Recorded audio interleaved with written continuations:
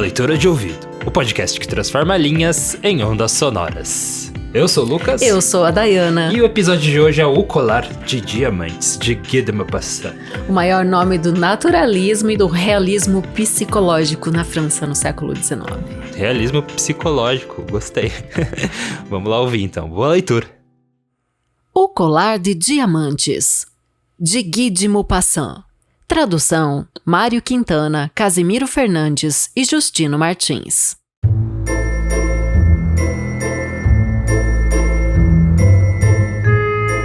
Era uma dessas moças lindas e encantadoras, nascidas como por um erro do destino, numa família de funcionários. Não tinha dote nem esperanças, nenhum meio de ser reconhecida, compreendida, amada, desposada por um homem rico e distinto. E deixou que a casassem com um amanuense do Ministério da Instrução Pública. Ela foi singela e modesta, já que não podia entregar-se ao luxo, mas infeliz como uma desclassificada, pois as mulheres que não têm casta nem raça, e a sua beleza, a sua graça e o seu encanto é que lhes servem de nascimento e de família. A delicadeza nata, o instinto da elegância, a finura de espírito são a única hierarquia e fazem das filhas do povo rivais das mais altas damas.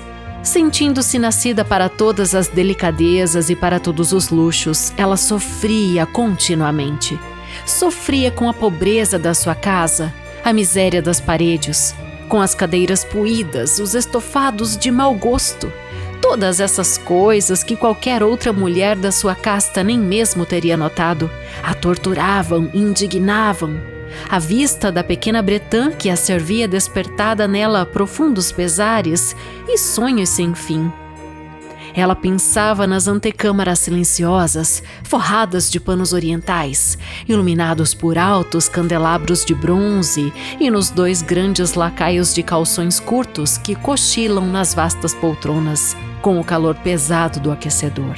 Pensava nos grandes salões revestidos de seda antiga, nos móveis finos carregados de bibelôs inestimáveis, e nos graciosos salõezinhos perfumados, feitos para a conversa das 5 horas com os amigos mais íntimos, os homens conhecidos e cortejados, cuja atenção todas as mulheres invejam e desejam.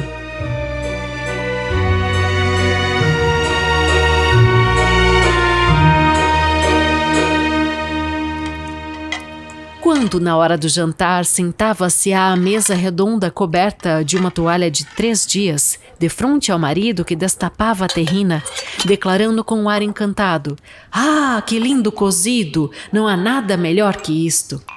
Ela pensava nos jantares finos, na prataria brilhante, nas tapeçarias, a povoarem os muros de personagens antigos e de pássaros estranhos, em meio a uma floresta de magia. Pensava nos pratos esquisitos servidos em maravilhosas baixelas, nas galanterias ditas num sussurro e escutadas com um sorriso de esfinge, enquanto mordiscava a carne rósea de uma truta ou uma asa de frango. Não tinha toaletes nem joias, nada, e só gostava disso. Sentia-se feita para isso e gostava tanto de agradar, de ser invejada, sedutora, assediada. Tinha uma amiga rica, uma colega do colégio, que não queria mais visitar, tanto isso a fazia sofrer. Pois na volta ela chorava durante dias inteiros, de desgosto, de pensar, de desespero e desolação. Ora, uma tarde, o marido chegou com um ar triunfante, trazendo na mão um grande envelope. "Olhe", disse ele, "eu trouxe uma coisa para você." Ela rasgou vivamente o papel e retirou um cartão impresso com os seguintes dizeres: "O ministro da Instrução Pública e Madame Georges Ramponneau tem a honra de convidar Monsieur e Madame Loisel para o sarau que se realizará no Palácio do Ministério no dia 18 de janeiro, segunda-feira." Em vez de ficar radiante como esperava o marido, ela tirou com despeito o convite em cima da mesa, murmurando: "Que quer que eu faça com isso?" "Mas, minha querida, pensei que você ficaria contente. Você nunca sai, nunca aparece. E esta é uma belíssima ocasião. Não imagino o trabalho que eu tive para conseguir esse convite. Todos querem, é muito procurado. E há muito poucos para distribuir aos funcionários. Você verá lá todo mundo oficial. Ela o analisava com um olhar irritado e declarou com impaciência: Mas o que você quer que eu vista para ir? Ele não tinha pensado nisso e balbuciou: O vestido com que vai ao teatro? Ele me parece muito bem. Calou-se, estupefato, desorientado, vendo que sua mulher chorava. 2 grossas lágrimas desciam lentamente do canto dos olhos para o canto dos lábios. Ele gaguejou: O que você tem? O que você tem? Mas num violento esforço que se dominara e respondeu com uma voz calma, enxugando as faces úmidas: Nada. Somente que eu não tenho toalete e por conseguinte não posso ir a esta festa. Dê o convite a qualquer colega cuja mulher possa vestir-se melhor do que eu. Ele estava desolado. Falou-lhe: Vejamos, Matilde, quanto custaria uma toalete conveniente que ainda pudesse servir em outras ocasiões, alguma coisa bastante simples. Ela refletiu alguns segundos, fazendo suas contas e pensando também na soma que poderia pedir, sem provocar uma recusa imediata e uma exclamação de horror do econômico amanuense. Enfim, ela respondeu com hesitação: Não sei ao certo, mas me parece que com uns 400 francos eu poderia arranjar a coisa. Ele empalidecera um pouco, pois tinha reservado justamente aquela soma para comprar um fuzil e fazer caçadas com alguns amigos aos domingos no próximo verão, em Nanterre. Mas disse: Está bem, eu te dou 400 francos, mas trate de arranjar um belo vestido. Aproximava-se o dia da festa, e Madame Loisel parecia triste, inquieta, ansiosa. Contudo, seu vestido estava pronto. O seu marido lhe disse uma noite: O que você tem? Há 3 dias que anda com um jeito esquisito. E ela respondeu: Aborrece-me não ter uma joia, uma pedra, nada para pôr. Assim continuarei com aspecto de miséria? Eu até preferiria não ir a esta festa. Ele insistiu: Ponha flores naturais. É muito chique nesta estação. Por 10 francos terá 2 ou 3 rosas magníficas. Ela não estava convencida. Não há nada mais humilhante do que ter um ar de pobre em meio a mulheres ricas. Mas o marido exclamou: Como você é tola! Vai procurar a sua amiga Madame Forestier e peça-lhe uma joia emprestada. Tem bastante intimidade com ela para isso. Ela lançou um grito de alegria: É verdade! Eu não tinha pensado em tal coisa. No dia seguinte, ela foi à casa da amiga e lhe expôs sua situação. Madame Forestier foi ao seu armário de espelho, pegou um grande cofre, trouxe-o, abriu-o e disse a Madame Loisel: Escolha, minha querida. Ela examinou uns braceletes, depois um colar de pérolas, depois uma cruz veneziana, ouro e pedrarias de um admirável valor. Experimentava as joias diante do espelho, hesitava. Não podia decidir-se a deixá-las, a devolvê-las. Perguntava sempre: Não tem mais outra coisa? Claro, procure. Eu não sei o que pode agradá-la. De repente, ela descobriu num estojo de cetim negro um soberbo colar de diamantes. E o seu coração pôs-se a bater num imoderado desejo. Suas mãos tremiam ao segurá-lo. Ela o atou por cima do peitilho e ficou em êxtase diante de si mesma.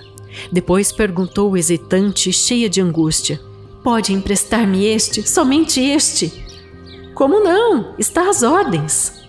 Ela saltou no pescoço de sua amiga, beijou-a com frenesi, depois fugiu com o seu tesouro. Chegou o dia da festa. Madame Loisel obteve um verdadeiro sucesso. Ela era a mais linda de todas, elegante, graciosa, sorridente e louca de alegria. Todos os homens a olhavam, perguntavam seu nome, procuravam ser apresentados. Todos os adidos do gabinete queriam dançar com ela. O ministro notou-a. Ela dançava com embriaguez, com êxtase, arrebatada pelo prazer, sem pensar em mais nada. Na apoteose da sua beleza, na glória do seu sucesso. Uma espécie de nuvem de felicidade feita de todas aquelas homenagens, de todas aquelas admirações, de todos aqueles desejos despertados daquela vitória completa e tão grata ao coração das mulheres. Ela partiu pelas 4 da manhã. Seu marido, desde a meia-noite, dormia numa saleta deserta com 3 outros senhores cujas mulheres se divertiam muito. Ele lançou-lhe sobre os ombros os abrigos que trouxera para a saída, modestos abrigos da vida ordinária, cuja pobreza contrastava com a elegância do vestido de baile. Ela o percebeu e quis fugir, para não ser notada pelas outras mulheres que se envolviam em luxuosos casacões. Loisel assegurava: "Espere, vai se resfriar assim. Eu vou chamar um fiacre." Ela, porém, não escutava e descia rapidamente a escadaria. Quando chegaram à rua, não encontraram carro e puseram-se em busca de um, chamando os cocheiros que viam passar ao longe. Desciam ambos na direção do Sena, desesperados, tiritantes. Enfim, acharam no cais um desses velhos cupês, noctâmbulos, que só aparecem em Paris ao cair da noite, como se ficassem envergonhados da sua miséria durante o dia. Ele os levou até sua porta, na Rua dos Mártires, e os 2 subiram tristemente para os aposentos. Estava acabado para ela. E ele pensava que seria preciso estar no ministério às 10 horas. Ela tirou o abrigo que pusera nos ombros diante do espelho, a fim de ver-se uma vez mais em toda a sua glória. Mas, de súbito, soltou um grito. O colar não estava mais no seu pescoço. O marido, já meio despido, perguntou: "O que você tem?" Ela voltou-se louca de medo. Eu não tenho mais o colar de Madame Forestier." Ele ergueu-se desvairado. "Quê? Como? Não é possível!" E procuraram nas pregas do vestido, nas dobras do casacão, nos bolsos, por toda a parte. Ele perguntava: "Tem certeza que ainda o tinha ao deixar o baile?" "Sim, eu toquei nele no vestíbulo do ministério." "Mas se o houvesse perdido na rua, nós o teríamos ouvido cair. Deve estar no fiacre." "Sim, é provável." "Guardou o número?" "Não." "E você, não reparou?" "Não." Eles se contemplavam aterrados. Enfim, Loisel tornou a vestir-se. "Eu vou," disse ele, "refazer todo o trajeto que fizemos a pé para ver se o encontro." E ele saiu. Ela ficou de vestido de baile, sem forças para deitar-se, atirada numa cadeira, sem ânimo, sem um pensamento. O marido voltou pelas 7 horas. Nada havia encontrado. Ele foi à chefadura de polícia, aos jornais, para prometer uma recompensa, às pequenas companhias de transportes e toda parte, enfim, aonde uma suspeita de esperança o levava. Ela esperou todo o dia no mesmo estado de terror ante aquele medonho desastre. Loisel voltou à noite, desfigurado, pálido, nada descobrira.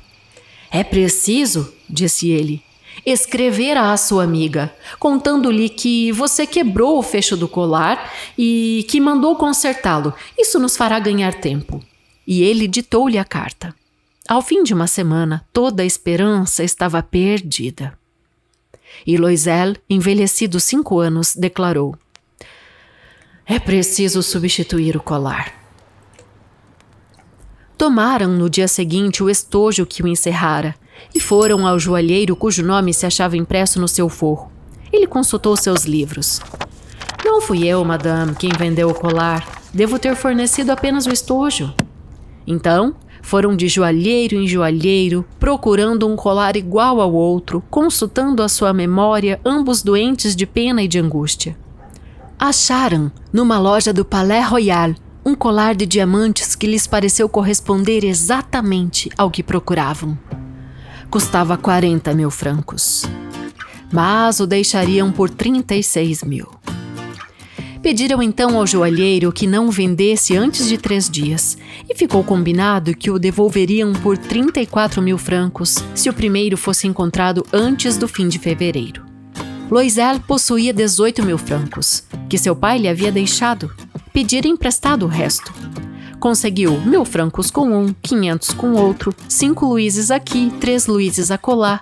Assinou promissórias, assumiu compromissos ruinosos, houve-se com usurários, com toda a casta de agiotas. Comprometeu todo o fim da sua existência arriscou sua assinatura sem saber se poderia garanti-la e atemorizado com as angústias do futuro, com a miséria negra que ia abater-se sobre ele, com a perspectiva de todas as privações físicas e de todas as torturas morais. Ele foi buscar o colar novo, pousando sobre o balcão do negociante os 36.000 francos. Quando Madame Loisel levou o colar a Madame Forestier, esta disse com um ar irritado: "Você deveria tê-lo trazido mais cedo, pois eu poderia precisar dele." Ela não abriu o estojo, o que mais temia sua amiga. Se ela notasse a substituição, o que não pensaria? O que não diria? Não a teria tomado por uma ladra? Madame Loisel conheceu a vida horrível dos necessitados. Ela tomou seu partido, aliás, sem hesitações, heroicamente. Era preciso pagar aquela dívida terrível, ela pagaria. Despediram a criadinha, mudaram de casa, alugaram uma água furtada. Ela conheceu os trabalhos grosseiros da casa, as odiosas tarefas da cozinha, lavou os pratos, estragou as unhas róseas na louça gordurenta e no fundo das caçarolas. Ela ensaboou a roupa suja, as camisas e os esfregões que fazia secar numa corda manhã após manhã. Carregou o lixo para a rua e a água para dentro, parando a cada andar para tomar fôlego. E vestida como uma mulher do povo, foi ao mercadinho, ao vendeiro, ao açougueiro, regateando e recebendo injúrias, defendendo cobre a cobre o seu miserável dinheiro. Era preciso cada mês pagar letras, renovar outras, conseguir prazo. O marido fazia à tardinha a escrita de um comerciante e de noite, muitas vezes, fazia cópia a 5 ou 6 páginas. E esta vida durou 10 anos. Ao fim de 10 anos, haviam restituído tudo com a taxa do ágio e o acúmulo dos juros superpostos. Madame Loisel parecia velha agora. Tornara-se a mulher forte, rija e rude dos lares pobres, mal penteada, com as saias de viés e as mãos vermelhas. Ela falava alto, lavava os soalhos. Mas, às vezes, quando seu marido estava na repartição, ela sentava-se junto à janela e pensava naquela festa de outrora, naquele baile em que fora tão bela e tão festejada. Que teria acontecido se não houvesse perdido aquele colar? Quem sabe? Quem sabe? Como a vida é estranha, mutável, basta um quase nada para nos perder ou para nos salvar. Ora, num domingo, ao dar uma volta pelos Campos Elíseos para descansar dos trabalhos da semana, ela avistou de repente uma mulher que passeava com um menino. Era Madame Forestier, sempre jovem, sempre bela, sempre sedutora. Madame Loisel sentiu-se comovida. Deveria falar-lhe? E agora que já havia pago, lhe contaria tudo, por que não? Aproximou-se. Bom dia, Jeanne. A outra não a reconhecia. Espantando-se com sua chamada de modo tão familiar por aquela mulher do povo, ela balbuciou. Mas, madame, eu não compreendo, deve estar enganada. Não, eu sou Mathilde Loisel. A amiga soltou um grito. Oh, minha pobre Mathilde, como estás mudada? Sim, eu tenho atravessado dias bastante duros desde que a vi pela última vez. E muita miséria. E tudo isto por sua causa. Por minha causa? Como assim? Não se lembra daquele colar de diamantes que me emprestou para a festa do ministério? Sim, e daí? Pois bem, eu o perdi. Mas como se o devolveu? Eu devolvi um outro, igual, e levamos 10 anos para pagá-lo. Bem compreende que não era muito fácil para nós, que não tínhamos nada. Enfim, acabou-se. E eu sinto-me contente, afinal. Madame Forestier estacou, de súbito. Está me dizendo que comprou um colar de diamantes para substituir o meu? Sim, não notou nada, hein? Eles eram idênticos. E ela sorria com uma alegria orgulhosa e ingênua. Madame Forestier, muito comovida, lhe tomou as 2 mãos. Oh, minha pobre Mathilde, mas o meu colar era falso. Valia quando muito uns 500 francos.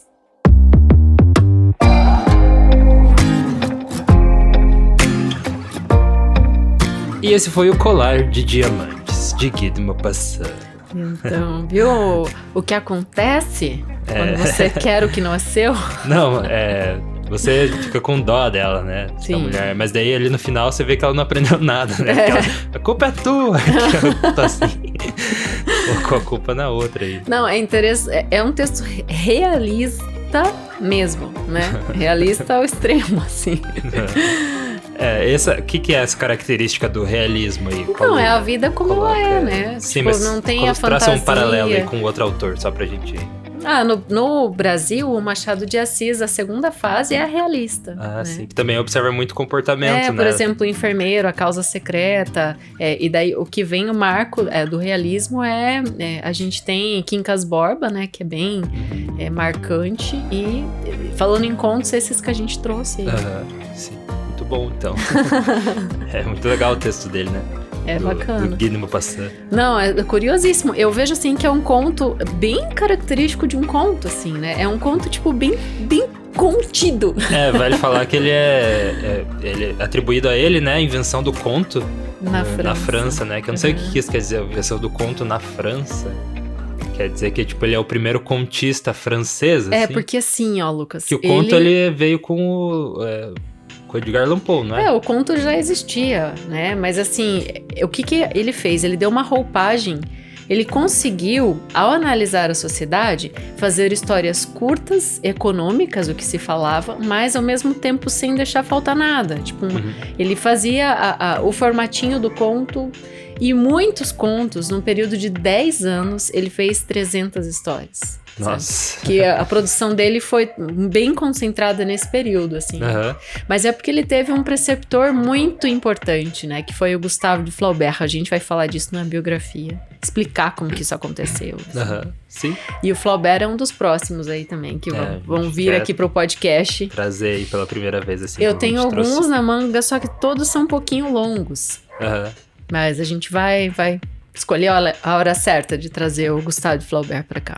Vale a gente falar que esse conto de hoje é como se fosse uma continuação da conversa da semana passada, né? É super legal, porque a gente trouxe o Monteiro Lobato, né, com o meu conto de Maupassant. Daí hoje você tá ouvindo aí um conto de Maupassant, então você vê aí a característica. Esse do Monteiro Lobato, ele faz, né, essa homenagem ali pro Guy de Maupassant, fazendo uma espécie de... Uma espécie não, né? Fazendo um conto que lembra, né? Tem as características. E daí a gente pensa, vamos trazer, né? Não, e isso explica o fato dele falar há muitos... todo mundo tá lendo Maupassant. E isso explica por quê. Porque ele era um grande escritor que tava ficando muito, muito famoso. Né? Então, todo mundo, em todo lugar, tava lendo Maupassant. E daí o Monteiro Lobato, então, faz essa costura na semana passada, no nosso episódio. E hoje eu falei, por que não nos delongarmos um pouco, né, nessa biografia? Afinal, esse conto é tão fechadinho, né? E começa ali com essa Monsieur e Madame Loisel, né? Ela que tem todas as características para ser uma dama da alta sociedade francesa. Casa com um pobre, né? Não consegue um casamento bem colocado e tem uma vida miserável, né? E essa mulher deseja o luxo, né? Deseja tudo que há de melhor, lindos toaletes, joias, e ela sonha. O grande problema ali, né? Esse desejo de conseguir, de querer mais, né? Que daí acabou levando ela pro buraco. Então acho que essa é a grande lição que talvez a gente faz, né, em doses menores, dá pra gente enxergar, se cuidar às vezes, né, se não tá fazendo como ela em certas atitudes, né, de tipo, eu tô reclamando aqui, mas olha quanta coisa que eu tenho, né? E enxergar esse marido da história de uma forma figurativa, né? Porque esse marido vem com a oportunidade, né? Que é o convite pro baile. E ela ainda assim dá aquela revidada. Ai, mas eu nem tenho roupa. Aí quando ela tem o vestido, ai, mas eu não tenho joia, né? Então, quantas vezes esse comportamento talvez seja repetido em outras instâncias na vida hoje social, né? Sim. Então, vale, a reflexão é profundíssima, inclusive como termina, né? Ó, que que teria acontecido, quem sabe, né? Bastam quase nada. Se ela não tivesse perdido o colar, o que teria acontecido? Sabe o que eu fiquei raciocinando, Lucas? Se eles tivessem trabalhado arduamente como trabalharam durante esses 10 anos para juntar os 36 mil francos para pagar o colar, será que eles não teriam uma vida mais confortável? Não, eu nessa hora eu fiquei pensando que teria acontecido, né? Se não perdesse o colar, não. Se não tivesse emprestado o colar, né? Claro. Em primeiro momento, então eu vejo que esse foi o... Se ela tivesse ido com a flor, como o marido sugeriu, né? As flores estão na moda, flores da estação, usa as flores. Não tô satisfeita. É muito fechadinho mesmo, muito legal. Eu achei incrível. E no final, a amiga... Mas, meu Deus, meu colar era falso. Sim. Tudo por água abaixo. A outra ficou com a riqueza. E ele faz questão de falar que ela ficou velha, abatida, roupa surrada, né? Tipo, mão grossa. Enfim, ela foi ao calvário, né? Eles vivem uma peregrinação pra tentar achar o colar e depois vivem um calvário mesmo. Descreve bem, a descrição do conto é bem rica, assim. Digo, tipo, em detalhes, né, as palavras utilizadas. Acho que tem uma coisa que fala lá no começo, que é a miséria das paredes, fala algo desse gênero, assim, não sei se é miséria, mas, tipo, coloca essa a pobreza ali você imagina, né, as paredes da casa, assim, como é que eram pra refletir essa miséria, então ele tem uso de palavras muito legais. Eu gostei bastante de um termo que ela falou, que não há nada pior que o parecer pobre no meio de mulheres ricas. E enfim, esse calvário, né, que ele mostra, bem esse movimento todo é um encaixe perfeito de uma jornada de herói, né? Que eles começam ali na vida comum e corrente, mas ela tá insatisfeita, então precisa acontecer algo.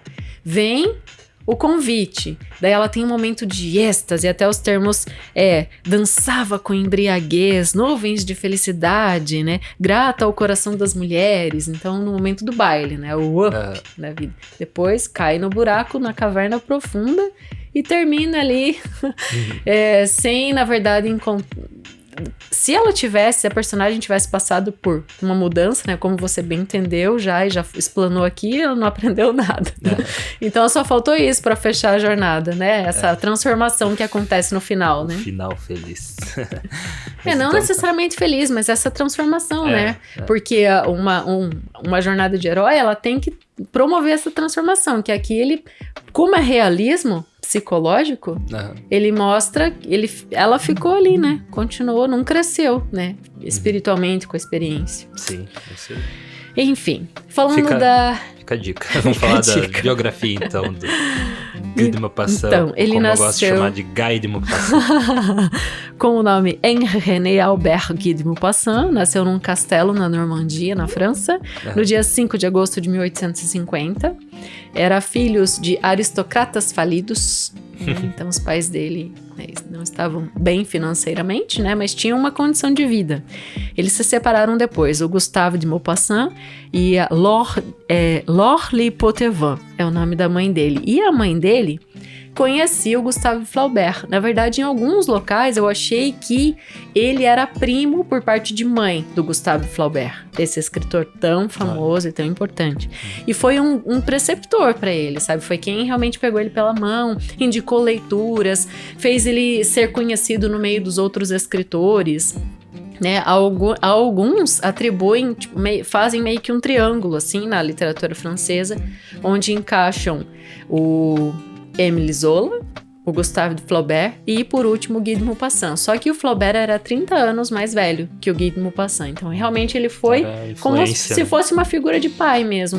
Porque os pais dele se separaram cedo e ele, né, ficou assim... A mãe dele mandou ele estudar num colégio, num seminário, né? Num seminário, e ele detestou essa educação católica, se rebelou contra isso bastante. Não me lembro agora com qual autor que aconteceu isso também. Mas era muito comum, a gente já trouxe aqui em episódios passados. Era muito comum, né? Essa educação assim, mais religiosa, que impunha algumas coisas. E ao longo da vida ele se rebelou contra isso muito, assim. Tanto é que foi para uma vida de orgias, a gente vai chegar lá, calma. Né, mas na infância ainda ele amava a vida ao ar livre, né? Então ele gostava muito, eles tiveram essa oportunidade, ele passou a infância ali na Normandia e quando ele tinha 20 anos ele foi para Paris, né? Então ele foi para a capital da França e na capital então ele começou a ser conhecido através dos seus contos. Um dos mais famosos, o primeiro assim que trouxe realmente essa fama avassaladora é Bola de Sebo. Que a bola de sebo se refere a uma mulher no conto, não é? Isso. Então, e também se refere... tem como cenário ali a guerra que estava acontecendo na época. E que ele, inclusive, foi, né, pra guerra e tal. Então, esse conto se refere a isso, né? Eu fiquei bem curioso pra ler, assim, que até pelo nome, né? Tá nessa mesma edição que a gente... É o primeiro conto, o Bola de Sebo, e o segundo é o Colar de Diamantes. Nesse livro que a gente tem ali. O Bola de Sebo, então, era uma prostituta, né? Era uma cortesã, digamos assim, pra gente falar mais bonito. E nesse cenário da guerra, esses soldados, né? Todos são da Normandia, né? Todos os franceses dessa região da Normandia. Estão num local específico e, tipo, meio que... uma zona, assim, de segurança da guerra. Sim, e tá essa prostituta junto, neutra, né? É o nome, isso. Né? Todos esses homens e essa prostituta. E todos se aproveitam dela, sabe? Ela é a heroína do conto. Isso que é interessante. Todos se aproveitam dela e no final ela é jogada fora. Então, pra resumir isso, né? Dizem que não... Até hoje eu li uma coisa bem legal de uma professora... aqui, da cidade que eu conheço, que ela falou assim, não existe spoiler em literatura, porque não é o que aconteceu, é como aconteceu. Então, tô contando o que e você ainda fica convidada a ler o como. É a professora Carla aqui, que colocou isso. Esse negócio de spoiler é algo muito moderno, né? Então, sei lá, acho que o spoiler, assim, que tem de verdade é quando né, alguém chega pra você e fala, e daí ele morreu no final. Tá? Porque... Mas mesmo assim, se você lê o como, você ainda vai viver uma experiência. Tem gente que faz, vou fazer um podcast aqui, um episódio sobre...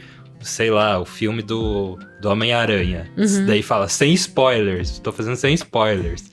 Mas, tipo, né, se a pessoa não assistiu o filme e ela tá indo atrás daquilo lá pra ouvir, né, então, sabe, é meio que tua culpa que você tá, levando, né, esses, entre aspas, spoilers, né. Mas só quando você lê que você entende os comos e os porquês, né, que são a essência da história. Sim, então, literatura, como é muito vasto, né, mais vasto que um filme, por exemplo, que vai acontecendo tudo meio que imediato, né, eu também acredito que não existe isso de spoiler, né? E também até filmes mais profundos, assim, eu também acredito nisso da jornada, né? Então você não vai te estragar a experiência, nada, né? Certamente, é muito profundo consumir o texto original, né? Verdade. Eu acho que estraga, às vezes, a experiência se você já ouviu muito falar disso antes, assim, e você não tem aquela experiência como de primeira mão, né? E outra coisa que estraga a experiência é ver trailer, e outra coisa é ficar vendo imagens daquele filme, por exemplo. Então a gente tá vivendo essa cultura do hype, né? Que as pessoas colocam a carga, assim, lá em cima, daí chega, não é aquelas coisas... eu cansei de ver esses filmes novos, assim, que... meu Deus, que filme você vai ver, tipo, nossa, não é tudo isso, assim, é legal. É que nos trailers tem aquelas trilhas, This summer. Aí você... É a tendência dos trailers. Vai dizer que os trailers são outras empresas que fazem, né? São empresas específicas de trailer. Muitas vezes nem tem a ver com a produção. Eu gosto quando é tipo um teaser de 15 segundos, só pra te colocar, assim, naquele universo, sabe? Sem revelar muita coisa. Então, por exemplo, no Iluminado, o trailer de Iluminado é aquela cena do elevador que inunda, assim, de sangue o elevador e o corredor todo chega, assim, inunda tudo. Então, uma cena solta que tinha no meio do filme, numa sequência de sonho, assim, mas que não entrega nada, mas que te deixa, nossa, que filme maluco. Muito terror. Né? Então, acho que trailers hoje em dia tinha que ser mais assim, né? E menos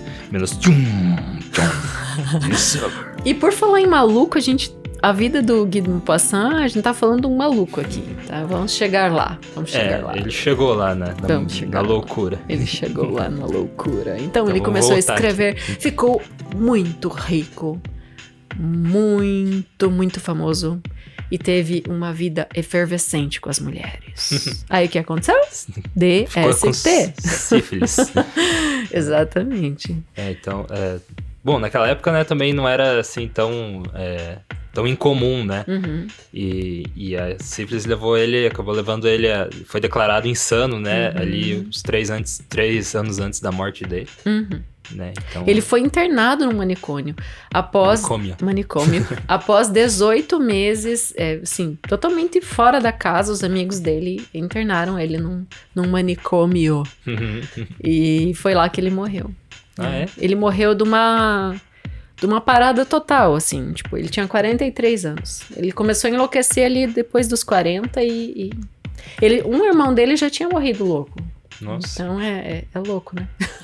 E ele tem essa alcunha aí de fazer contos, como é que é? Realismo psicológico, né? Então, esse interesse dele acabou levando ele pra loucura também. Não, isso que é mais incrível. A gente vê isso no Lovecraft também, né?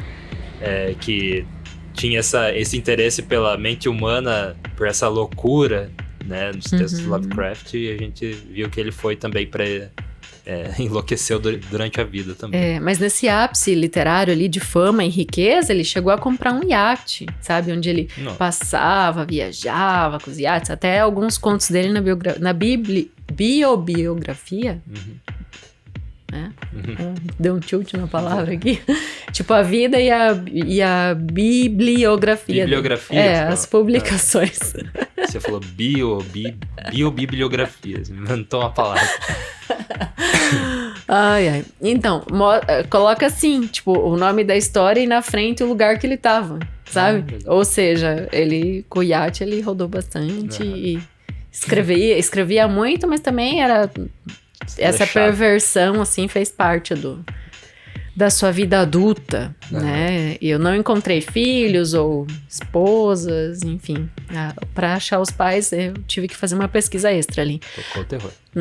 Tocou o terror e acabou morrendo louco muito cedo, né? Sim. Mas, enfim, ele fez muitas, muitas histórias e por isso ele é muito reconhecido, né? Então, vale a gente conhecer, né, o Guy de Maupassant, e saber que, como ele teve o Flaubert como alguém que encaminhou nesta jornada, a gente vai trazer o Flaubert também. No meio, no ápice ali dessas publicações dele, quando ele estava ficando rico, é quando o Flaubert morre, né? Tá, então ele morreu com 43 anos, que foi o ano de... 1893, no final do século XIX. Então aí... Esse foi Guy de Maupassant. Espero que você tenha aprendido alguma coisa que você conta aí. Pra não repetir. É muito pedagógico, né? O ensinamento do conto. É isso aí. Aliás, as histórias têm isso, né? Elas nos ajudam a ser pessoas melhores. Por isso que eu sempre defendo tanto a literatura, né? Sabe quem nos ajuda a ser pessoas melhores também? Os apoiadores do Leitura de Ouvido. Essa transição tá parecendo as que eu faço. Sempre tem que ter uma transição, assim. Se você quer apoiar o nosso podcast, quer apoiar a literatura, levar ela para mais pessoas, você pode fazer isso entrando no apoia.se/leitura de ouvido. A gente tem nosso financiamento coletivo lá contínuo, né? Mensal, como o podcast não para, é contínuo. Ou você também pode fazer pelo Pix, leitura de ouvido @gmail.com. Nossa, que brega. Daí você pode fazer o Pix ou entrar no financiamento coletivo lá. Tem várias formas de fazer esse apoio, né? Brega falar juntinho, assim, tá, gente? Não o nosso e-mail. Nosso e-mail é top. Eu convidar nossos leitores também para se inscrever no nosso canal no YouTube, né? Que a gente, sim. Queria muito que o nosso canal lá no YouTube crescesse também, porque o YouTube é uma plataforma que leva para muitas pessoas diferentes, né? Que às vezes não vêm para nós pelo meio do Spotify, mas pode vir pelo YouTube e pode conhecer o podcast. Então se inscreve lá no nosso canal do YouTube. E se você entrar nos nossos apoiadores, você também vai ser um dos nossos produtores executivos da radialista do Leitura de Ouvido. E também a gente vai falar o seu nome aqui no final para muitas pessoas ouvirem que você gosta de literatura. Adalberto Machado Santos. Eu tava falando por cima, quer falar o nome dele de novo? Adalberto Machado Santos, Adriana Mairink, com a editora Infinita Lisboa, Anderson Luiz Fernandes, Betânia Nascimento, Bruno Ítalo Farias Cruz, Bruno Guedes com o Grupo Danco, Cristiane Bastos Cota, Cláudia Lubi, Daniela Caroline de Camargo Veríssimo, Isabel Araújo Alves, Jaqueline Conte, Kênia Garcia Bento Torquato, Lilian Reinert, Marcelos Machado, Maria Lúcia Ricbardi, Nariel Arruda Borba, Raimundo Gabino dos Santos, Rosângela Marquesi, Sérgio Juarez Rico da Luz, Silvia Schmidt e Zenilda Ribeiro da Silva. Então, aí, os nossos apoiadores. Vai lá, entra lá, apoia também. Deixa eu... Posso contar que a gente tá em 36º no país? Em 36 países? Sim. Falei tudo errado. 36. Ó, vou falar alguns charts pra você. No último mês, na Apple Podcast, a gente ficou entre 12º podcast de artes e 7º em podcast de livros. A gente quer chegar no top 5. A gente quer ficar entre os primeiros. Então, pra quem não... bom, eu imagino que a não ser que você trabalhe com podcast, você não vai saber muito bem como é que funcionam esses charts, mas é assim... Explica mesmo. Eles são assim, É injusto. A gente envia o nosso episódio, né? E dependendo do número de acessos que tem em comparação com os outros, ele vai subindo posições, né? E daí, ou alguém daí lançou o outro episódio e também ganhou muito acesso. Daí aquele sobe, daí a gente lança e ganhou muito acesso, o nosso sobe, enfim. E daí ele vai subindo nesses charts, né? Então a gente ficou da Apple Podcasts em 7º lugar no mês passado, né? Que entre os 7 primeiros. No mês ali. de 11 de março a 11 de abril, né? Isso. Então hoje Ficou sexta-feira, é dia 16? Não? 15? Nossa, tô perdida. Dia 15, né? Então, até o início da semana ali, a gente tava... então ficou fechou entre os essa posição. 7 ali de livros. E ano passado, nosso podcast chegou ao número 4. A nossa posição mais alta no Spotify foi em 4º lugar. Infelizmente, fica pouco tempo, assim. A gente entra nos charts e nem fica sabendo. Às vezes, a gente fica sabendo no final do ano, quando o Spotify manda a retrospectiva, né? Mas, então, a gente... quer crescer o nosso podcast para ele ficar ali sempre entre os top 10. Porque às vezes tá lá no 4º lugar por ali 3 dias e daí vai lá pro 100 do nada, né? E daí volta depois entre os 40, daí vai lá nos 60 e fica oscilando assim. Mas quando a gente deixar esse podcast bem pomposo e grande, a gente vai ficar entre os top 10 ali meio que, né, direto. É isso que a gente quer fazer pra daí chegar pra mais pessoas, né? Mais pessoas. A gente tá sonhando como a Mathilde Loisel. A diferença é que a gente muda no meio do caminho. Chega um monte de gente falar. A gente aprende. Sempre que conhece o podcast, assim, dentro, você, nossa, como é que tem tão pouco acesso, assim? A gente tem comentário assim toda hora. Pouco acesso em comparação aos grandes canais, né? Tipo, sim, eles fazem a comparação, putz, o material de vocês é super massa, tinha que ter mais reconhecimento esse canal. Porque mais pessoas não estão vendo esse podcast. Eu fico indignada, igual a gente. E a grande resposta também, né, é essa... talvez essa baixa procura que a gente tem por literatura, né, mas que... De repente, as pessoas que gostam de literatura nem imaginam que tem um podcast igual ao nosso, assim, né? Lucas? Então, acho que compartilhar também mostra para as pessoas que gostam de literatura, tem um podcast sobre literatura sério aqui, né? Que a gente faz de verdade. sério, mas a gente não se leva a sério, né? A gente dá risada. Mas isso que é legal, né? Porque você aprende com entretenimento, é a melhor forma de aprender, né? Isso é aprender, na verdade, né? Aprendizado não é uma coisa chata. Você tem que viver aquilo, curtir, se divertir, né? E tudo mais. E eu quero dizer assim, que a gente não vai reclamar de barriga cheia, porque ser ouvido em 36 países não é pra qualquer um, né? Isso é muito legal. Só que a gente quer mais constância, é isso que a gente tá falando aqui, porque o nosso trabalho, ele é constante, né? Ele é consistente. Toda sexta um novo episódio, todo esse estudo aqui, né? Esse estudo, livros e tal, para as notas de rodapé. Então, a gente quer consistência também no retorno. Então, por isso que a gente fica falando, compartilha. Isso aí. Fica a mensagem, então. Espero que você tenha gostado do conto do Guy de Maupassant e o seu colar de diamantes. Eu coloquei uma pedra, uma ametista aqui para esse episódio. Eu não tô usando nada, mas... Tô usando botões. Tô usando um fone de ouvido. E obrigado por ficar com a gente até agora aqui, ouvindo nossa análise também, né? E a gente te vê... na próxima leitura. Direção e narração, Dayana Pasquim. Edição, artes de capa e trilha sonora de abertura, de Lucas Piasecki. Produção, Roca Studios. Avalie no Spotify e na Apple Podcasts. Siga para não perder os próximos episódios. Inscreva-se em youtube.com/leitura de ouvido. Siga no Instagram Leitura de Ouvido. Fale com a gente no leituradeouvido@gmail.com. E a gente te vê na próxima leitura.